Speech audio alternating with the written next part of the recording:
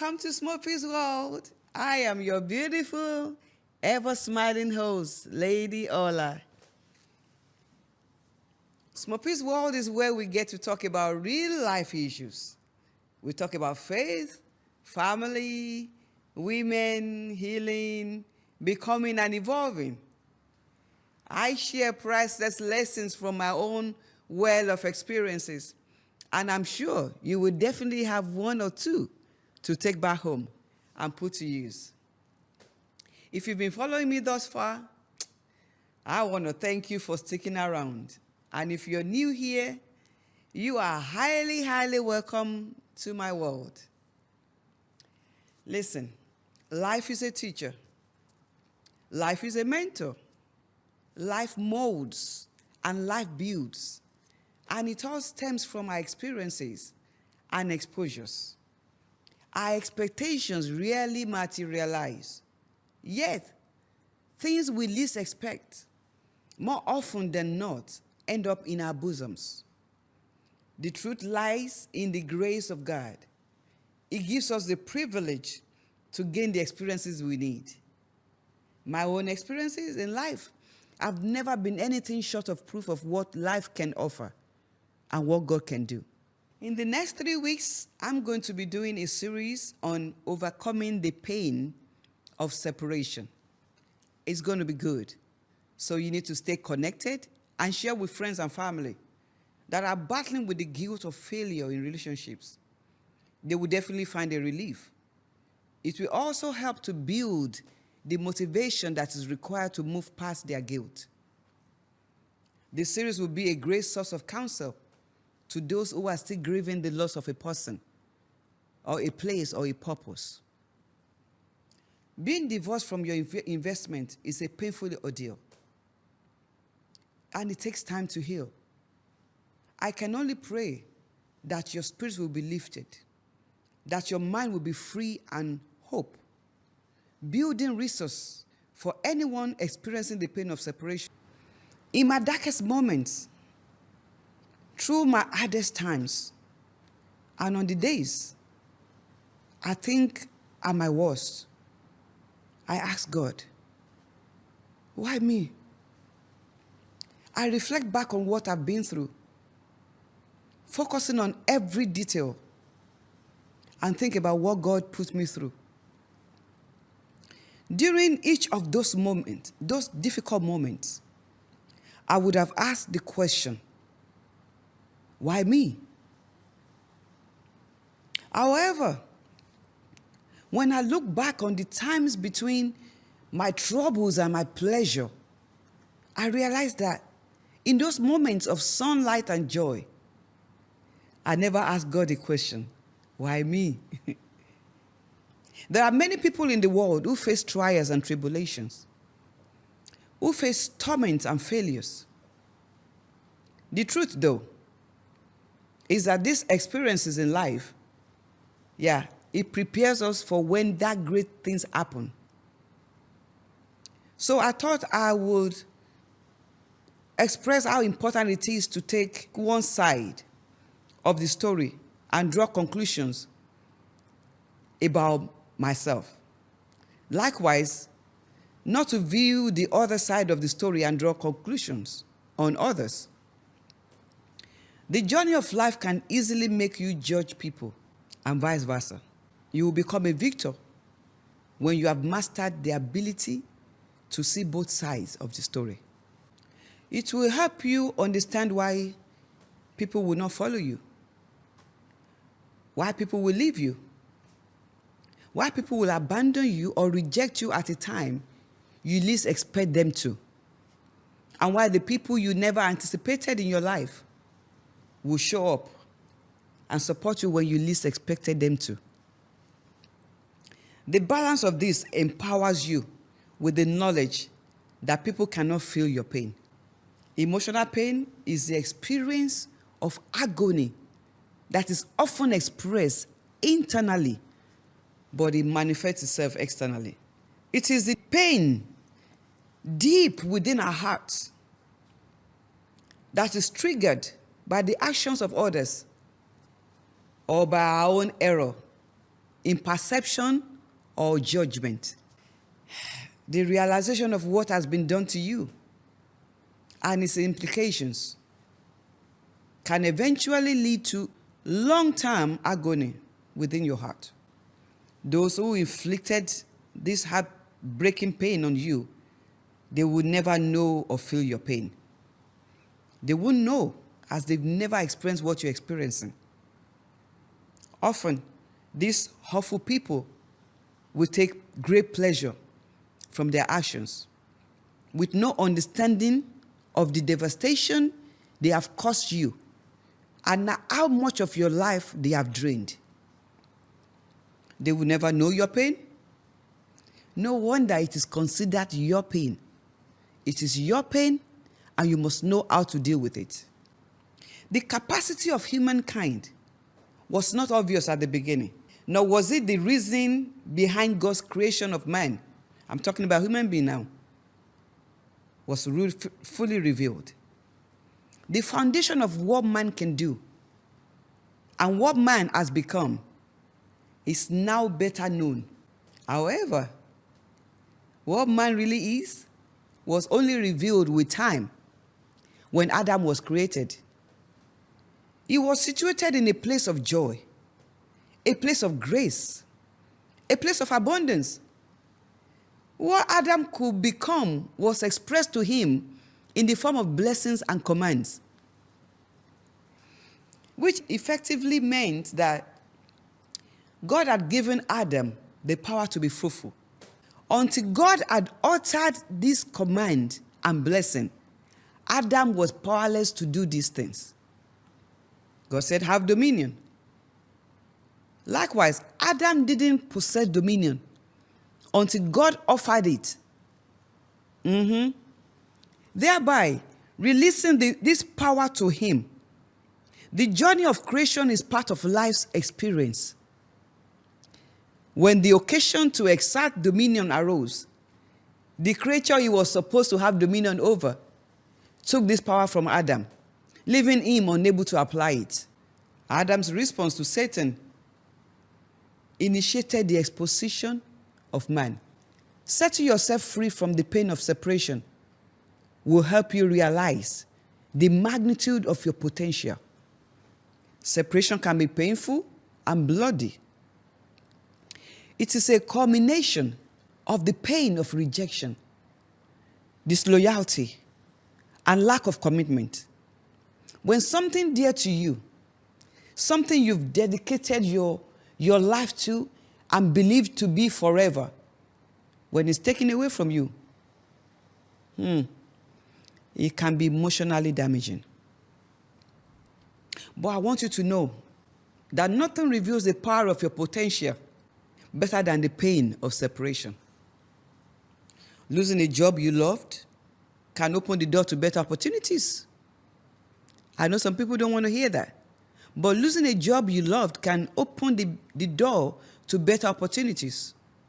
Separation from whatever, whoever, and wherever often helps prepare you for better and greater prospects. What I hope to achieve is for you to have the ability to stand above the pain. No one will ever truly feel your pain, my friend. Without the ability to feel your pain, it is impossible, it will be impossible for them to recognize your power. I know I'm talking. Mother Teresa, bless her soul, she once said, the most terrible poverty is loneliness and the feeling of being unloved.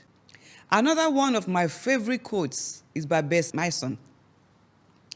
To fall in love is awfully simple, but to fall out of love is simply awful. When separation takes place, either from someone or something, the key drivers of our emotions originate from feeling unloved. It's a projection of loneliness and the countenance of poverty. It throws us into the pool of agony, ballooned by our sense of rejection, ultimately drowning us in a pool of misery. Every ounce of your dream could be shattered if you're crushed by the pain of separation. It is down to you to prevent this, because your dream is not part of a one-stage process. So to arrive at your destination, it often requires taking different steps and stops. Think about it. It applies to those of us who believe in the biblical truth of creation, and even to those who don't believe it as a truth, but just regard it as a story, the story of God and Adam. It must have been awfully overwhelming for God to let go of Adam, both physically and spiritually.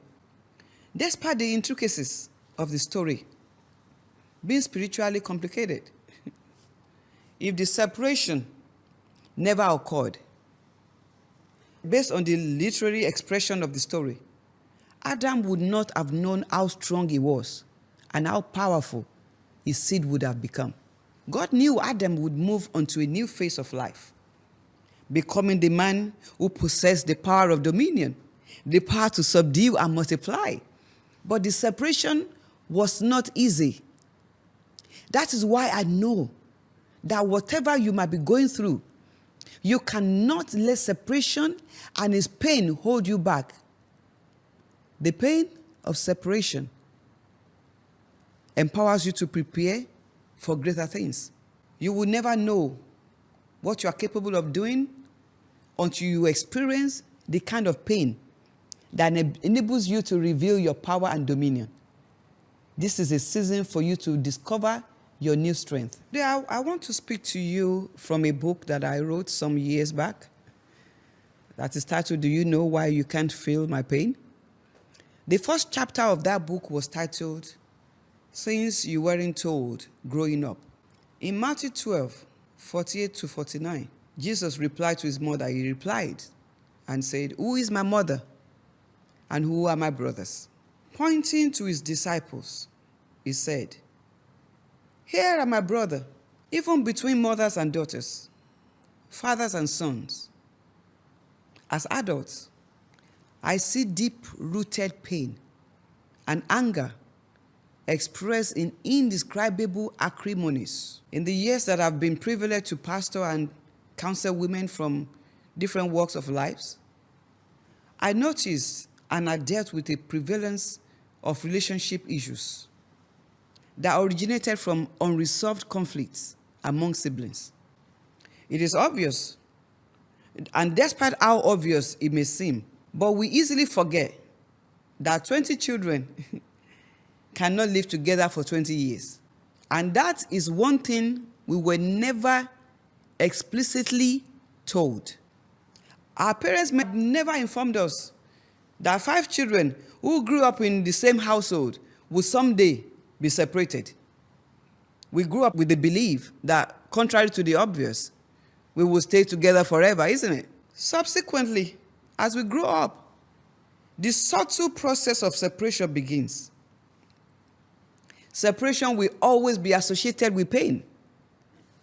A pain that gradually, but psychologically, manifests itself in our actions towards others that are driven by our expectations. Your brother believed he could call you at any time with a request for help. He lacked the consciousness of the fact that this would not continue forever. The joy and the love, the good times we had growing up are things that did not prepare us for reality. That this phase would pass. That we would all individually progress into a different and a new phase of life. A phase where my brother would no longer be the most important person in my life. And equally, I will no longer be important to him. This is the root cause of crisis that rise amongst families that were once tight, close. Some years back, we were in a church service. A lady once came to me in tears. She displayed such a sorrowful disposition at the altar,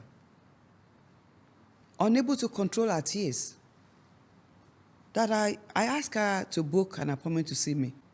When she finally came to see me in my office, I was amazed at how much anger that she harbored in her heart towards her own blood-related sister. The same sister she had loved and who loved her back equally as they were growing up. She began to talk to me and her anger detectable. I knew that her pain was a direct consequence of separation. It was a pull to remain as sister to sister forever that was tearing them apart subconsciously. Jesus' mother and brothers once came to the place where he was teaching the multitude the word of God, hoping to speak with him. His response was not what you and I would call honoring your mother. I want to talk a little bit about this story that was written in the Bible for a reason.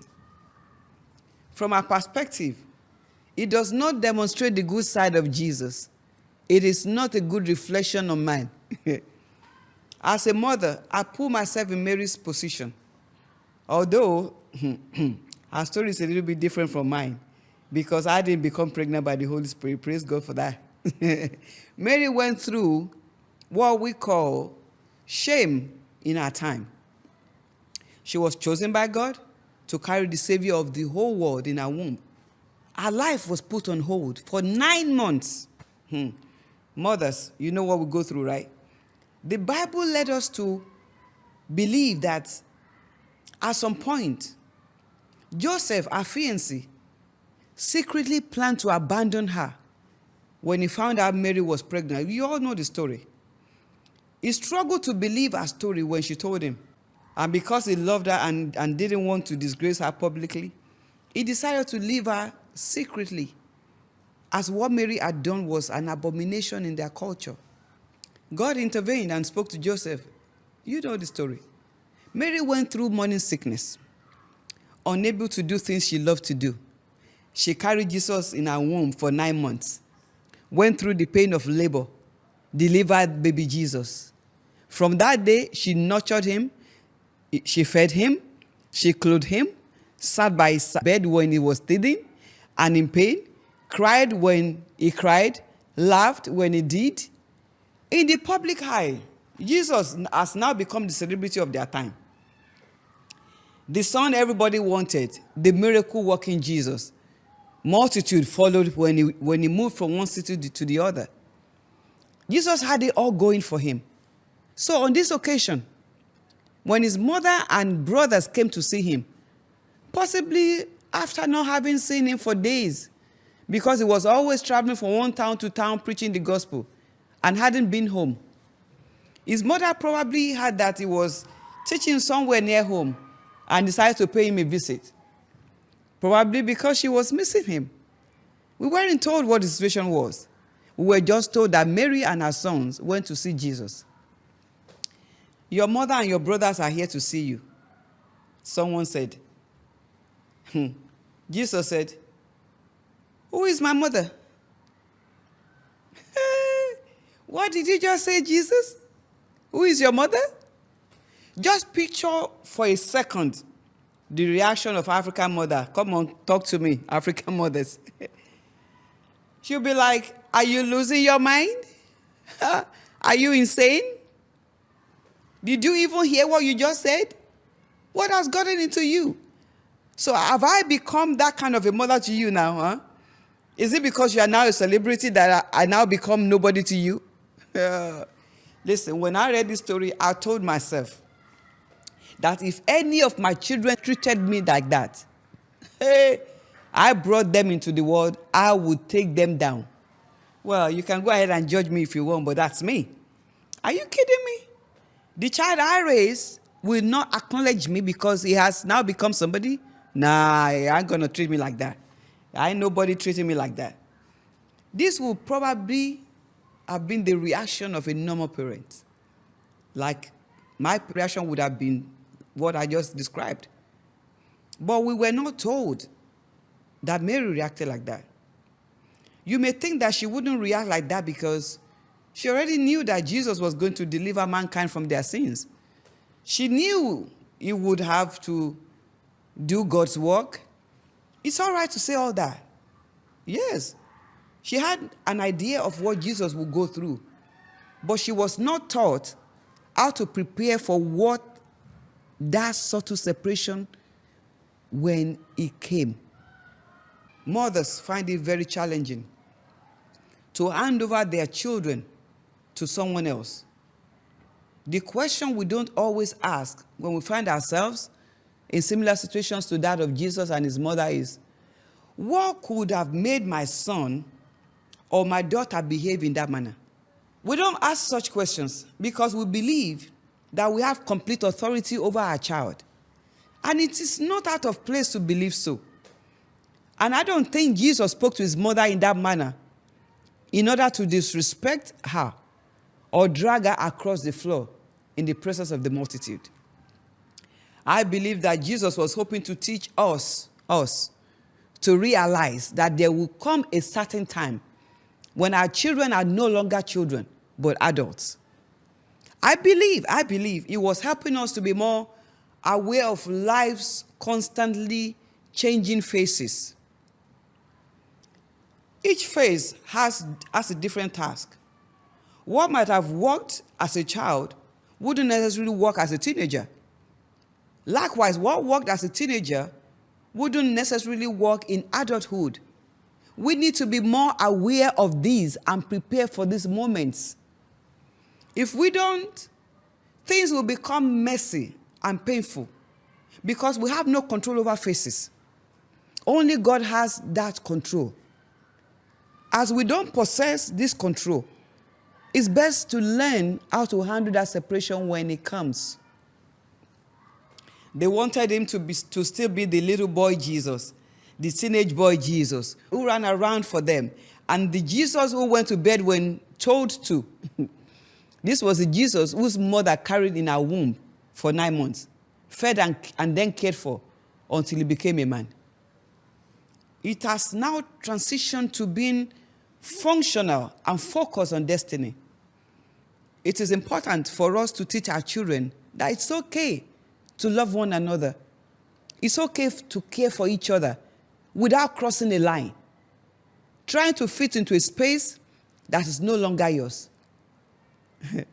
The longer we allow separation to be a matter of assumption, fewer people will be aware that the psychological bond that has kept siblings together eventually draws them into filling a space that no longer exists. People need to be aware that one day they will be separated, despite being of the same parents, growing up together, living and dining together, and even sleeping on the same bed. This is the root cause of most families' crises that we see today. Listen, expectations are the breeding grounds for offense. I need to say that again. Expectations are the breeding grounds for offense. Offensiveness produces rifts. Rifts create teardowns. Teardowns often leads to bleeding, which results in pain. If you can change your expectations, you can stop the bleeding. If you can't stop the bleeding, you can't stop the pain of separation. The current rift between yourself and your brother, your sister, your father, or mother is not a consequence of their current actions. It stems from your expectations.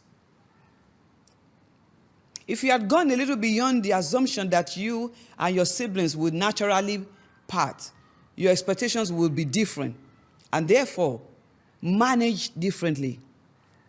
I had a friend back in the days who came from a very, very rich family. They went to parties together and even attended sports games together. Their bond was so strong. It was almost unreal. After we finished high school, Nikki traveled abroad. 2 years later, she sent for her brothers to join her in Germany. Their parents weren't worried about them as they knew the siblings would stand together and they take care of each other, which was exactly what happened.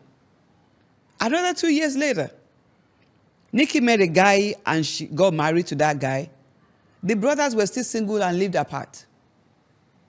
When I spoke to Nikki and asked her how our brothers were, Lama and Josiah, how they were doing, I could not believe the response that I got from her.